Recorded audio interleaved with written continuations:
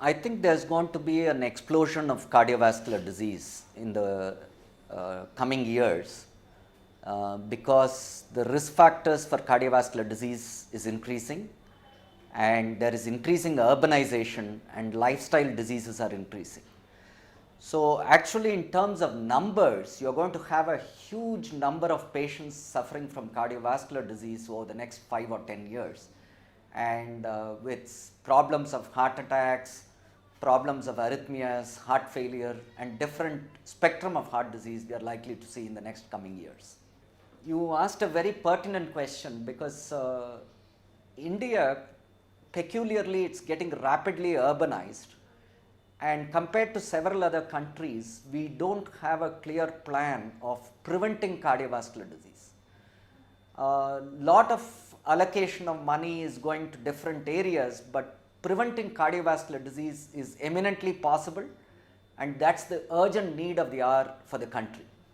And there are very simple steps in terms of changing the lifestyle right from school up to college and different workplace areas, which will have a tremendous impact in terms of reducing cardiovascular disease. I think that should be the emphasis for the next couple of years. Affordability is going to be a major problem. In fact, for cardiac diseases, patients in general read a lot about the explosion of cardiovascular therapies that are available. So, their expectation from a physician has increased tremendously. But at the same time, all these technical advances have pushed up the cost of medical care tremendously.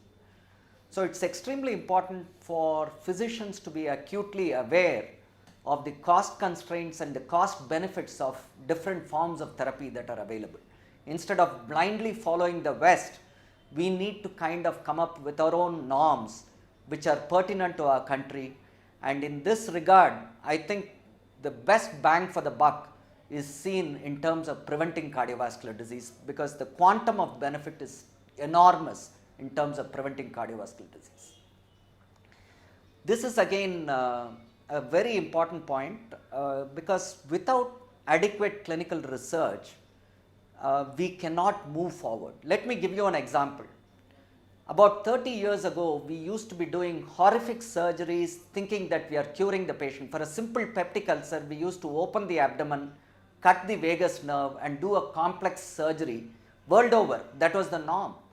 But it was only clinical research which resulted in safer and better therapies so that it becomes better for the patient.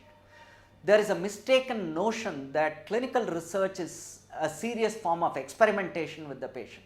That is not true, because most technical advances and scientific advances that has happened in medicine is the result of carefully conducted clinical research. If you look at it, it is especially important for a country like India, where there are a lot of resource constraints. You should optimize the care and think of the most cost effective way of treating a particular medical problem. There are problems which are peculiar to the country, problem of malnutrition, problems of rheumatic valvular disease, problems of peculiar valvular disease which affect this part of the country compared to the western globe. So, unless we take it seriously and ponder and concentrate on clinical research, we can't think of a meaningful clinical solution for this problem. Yes, cardiac arrhythmia is a broad term which refers to irregular beating of the heart. It could be either extremely slow beating of the heart, which is called bradyarrhythmia, or it can be very rapid beating of the heart called as tachyarrhythmia. Now, both these things, it is very important to make a clinical judgment whether it requires further medical attention or we need to investigate the patient for the cause of the arrhythmia. A heart attack is a common condition where the blood vessels are blocked and that results in damage of the muscle. On the other hand, if you have arrhythmias, they are because of irregular beating of the heart in terms of either a slow beating or rapid beating. Occasionally, this results in a serious fainting, injury and even sudden cardiac death. The diagnostic armamentarium has tremendously increased over the last 2 or 3 decades. If you have patients with a suspected arrhythmia, we can monitor them for a long enough period with what is known as loop recorder, conventional electrocardiograms, imaging studies with cardiac MRI have improved our understanding of understanding this arrhythmia in a patient with cardiovascular disease. In addition, when the suspicion is very high and you think the patient has an arrhythmia from the history, they can be taken to the cardiac cath lab and the arrhythmia can be induced in the cath lab to understand the mechanism of the arrhythmia. Different forms of treatment are available. One is there are certain conditions where if you treat the underlying cause, the arrhythmia disappears. Classic example is a patient has a thyroid disease and patients come with an arrhythmia as a manifestation of thyroid disease. You treat the patient with anti-thyroid medications, the arrhythmia disappears.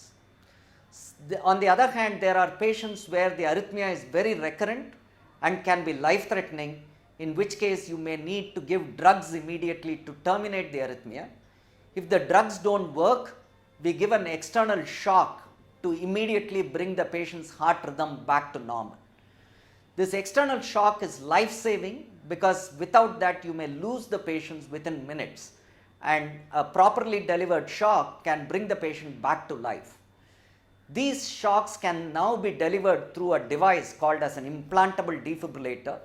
For a patient who is at high risk of sudden death, these devices are implanted so that when he falls and he is about to collapse, the device can give a shock and bring him back to life. And they are extremely effective in bringing the patients back to life and preventing sudden cardiac death. The other technological advancement in the field of arrhythmia is what is known as cardiac mapping. We can now put a patient back into the arrhythmia and map the arrhythmia with several small little tubes placed inside the heart called as catheters, which help us to localize where this arrhythmia is coming from. So conditions like supraventricular tachycardias, WPW syndrome sometimes can be very recurrent and the patients come with rapid palpitations or fainting. And if you localize the circuit where it is coming from in a particular portion of the atrium or the ventricle, you can take a small little catheter and deliver a controlled RF energy or cryo energy and freeze that area or burn that area so that it's permanently cured. Nowadays, the success rate of curing these arrhythmia is close to about 95% in patients with supraventricular tachycardias. The main barrier I feel is number one, knowledge base of physicians. For example, I'll give you a classic example. If a patient faints, the patient chooses to go to a neurologist. If a patient faints and he goes to a general physician, he is referred to a neurologist. But time and again over the last 3-4 decades we have understood fainting is a problem of the circulation. It is not a problem of the brain. There is a transient drop in circulation. There is no blood flow to the brain for a few seconds, either due to a cardiac disease or because the blood pressure suddenly drops. And that is the cause of the faint. So very often these patients undergo detailed evaluation, and that's because of lack of knowledge in this sphere. The second reason why this is not easily available is because the number of trained people to treat arrhythmias are very few in this country. There are very few trained centers which offer a complete treatment for cardiac arrhythmias. As of now, the Indian Heart Rhythm Society, we have close to about 200 to 250 physicians practicing cardiac arrhythmias in terms of cardiac catheter ablation as well as implanting devices. The number is far less compared to what is actually required, mainly because we don't have several centers offering cardiac arrhythmia training as a specialized form of training. The second reason why it doesn't attract many physicians into this field is because unlike patients who have heart attacks where the procedure time is very short, cardiac arrhythmias, the procedure time is longer and their training period is also longer. So there is not many, it doesn't attract too many cardiologists into this field, and that's the reason why people don't wish to get trained into this cardiac arrhythmias. It definitely has a significant impact on the adoption of treatment, mainly because the trained number of hands who can deliver therapy are very limited.